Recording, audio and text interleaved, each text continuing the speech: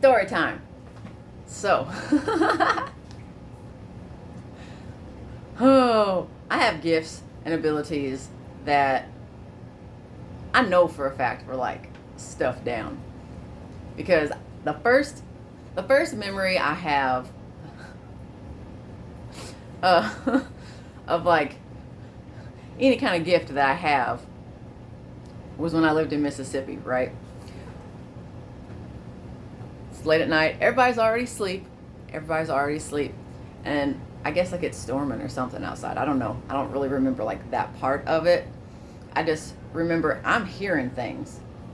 Like I'm hearing dogs. I'm hearing all kinds of things. And all of a sudden I start seeing things. Like, granted, I'm inside, so it's like shadows. So I hide under my bed. I hide under my bed, just watching this window. Just watching. And I'm hearing the noises. And I'm seeing the shadows. And I'm like, what's going on? What's going on? So there's a break. There's a break at some point, and I sprint. I'm not really sure how I did this as fast as I did, but I sprinted from underneath my bed, whoop, to the door, down the hallway to my parents' room. And I'm like, hey, hey, there's things. And like, I don't remember the outcome. Fast forward, we're living in Louisiana, right? And it is storming. Like this one, I know it's a storm because like there's lightning. There is lightning outside, right? So I'm looking out the window because I love storms. Like I love storms.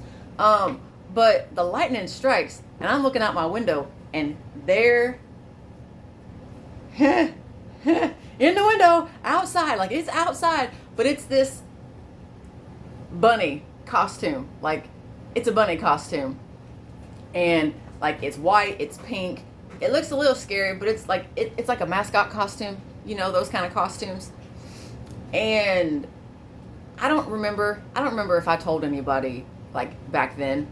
Like I don't know if I actually said anything. But I did get to confirmation. I did eventually with a lot of therapy and a lot of healing, I finally figured out why I saw it. Because, yeah, I saw it. Was it probably really there in real life? Nope. But I saw it. And then it took me a long time. It took me a long time to actually figure out what that was trying to tell me. Because I got a big fear of that. I had a very big phobia of people in costumes. Like specifically like the mascot style costumes, because I didn't know who was inside of it. I saw what the character or whoever it was on the outside, but I never knew who was on the inside. Right? Tell me why this all connects together, right? So, I do not like not knowing what is on the inside of people because I could be shown one thing to my face and it not be true. I was lied to my whole entire life. Like I was lied to. I was raised on lies. I was raised on two-faced people, double standards, things like that. So I was like, oh, that makes sense. Like my biggest fear, it's not my biggest fear, but one of the biggest fears that I had for the longest of times, it wasn't necessarily the fact that, oh, they're a mascot. No, it was because I didn't know who they were on the inside. I didn't know who was inside that costume. Just like the real people in my life. Like there's always a connecting factor for me. Like for me, there's always a connecting factor. Like I can see things and I can understand things that a lot of people just cannot. And that's fine. That is absolutely perfectly fine and dandy. Just don't lie to me when I bring it up. Just don't lie to me. Like I have perfected this ability my entire life. It just took a little time for it to finally like all the pieces to get together to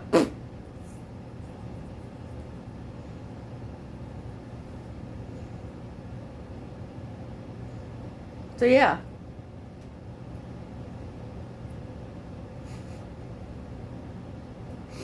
Like, I had the ability of sight. I just didn't realize that it was the ability of sight. Because as I got older and I started getting back into like the spirituality of things, that was like the biggest thing that I wanted. Like, I want, like, show me who you are. Let me know, like, okay, you're trying to communicate with me. That's cool. That's fine and dandy. Okay, let's go. But I'm not going to work with you if I don't know who you are. I'm not going to avidly try and work things out with you or work together to get to a better place if I don't know who you are. So if you come and you play a game in my face, it's not going to fly. It's not going to fly. And I'm going to know that it's not going to fly because I know how I work. I know how I operate, right? I ask questions for clarification. Like, I need to make sure that I'm working with people who are who they say they are. Because a lot of people will be like, oh, I'm this, but no, you're not. Not in reality.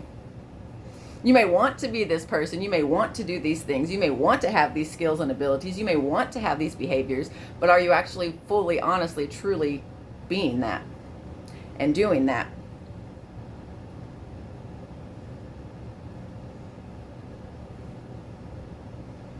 I'm not sorry for who I am.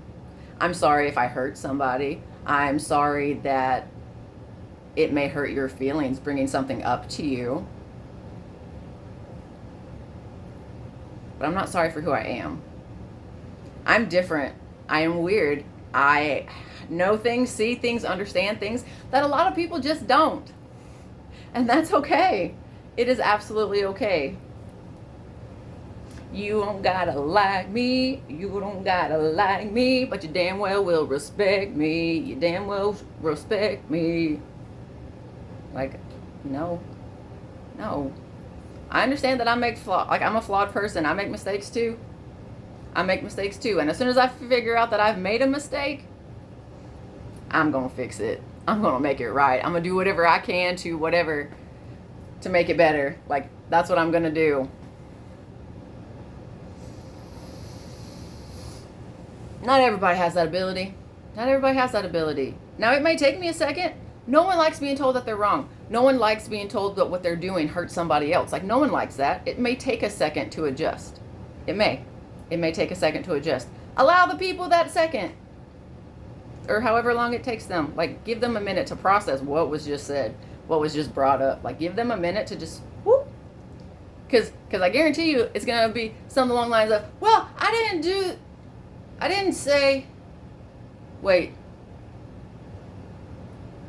Hang on, run that by me one more time.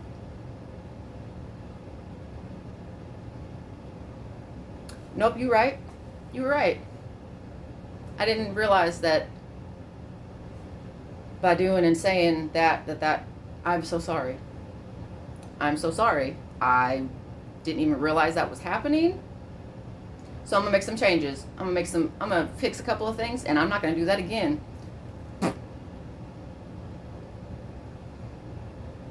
Because multiple things can exist at the same time.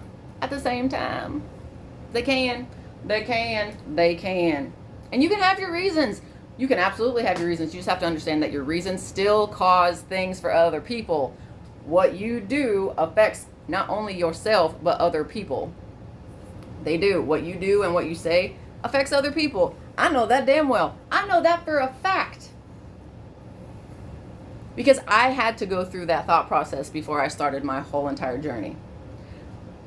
Because I knew, hey, I'm being called to tell my story. I was like, okay. But see, here's the thing, what people don't understand when I do tell my story is I speak on the abuse, the neglect, the betrayal, the manipulation, the gaslighting, the toxicity in my story. I don't... There's a big difference.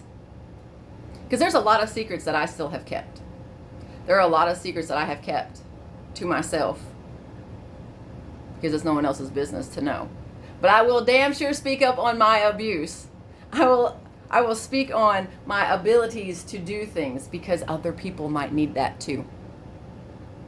If you did something wrong to me and it is told in my story, you probably have already been given every chance in the book to reconcile, forgive, apologize, and do better. Because guess what? You don't get thrown in my story as doing something wrong if you have corrected it. But if you don't acknowledge the abuse, if you don't acknowledge the mistreatment, the disrespect, the XYZ of everything in between, well, guess what? You don't want to change. So if you don't want to change and do better and fix things, guess what? You are still the bad person in my story. I can't paint you any other way than what you are and who you were to me. So if you don't like what I'm saying, you should have done better. You should have learned. You should have gotten stronger. You should have had a heart. You should have thought through things better. You should have really paid attention to what you were doing instead of just living life on autopilot.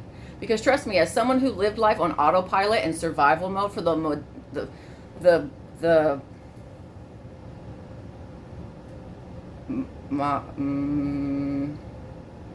moderation, nope, I had it and then I lost it. The entirety of my life, like a nice big chunk was I lived in autopilot survival mode. And I kept telling myself how I wanted to get better. I wanted to do better. I knew I was better than this. Why do I keep doing these things? Well, it took me a minute. It took me a while. And then I finally figured it out. Because here's the thing. I will own up to my shit every single time. Every single time. Regardless of if it makes me look good or looks bad. I'm going to tell you, yes, I did that. Yes, it may have been hurtful. Yes, it may have done some kind of damage. You should have done better. I give everybody a chance. I give everybody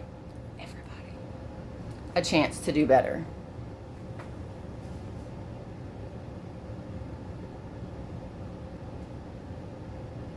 So yeah, not really sure how that tied into that, but okay.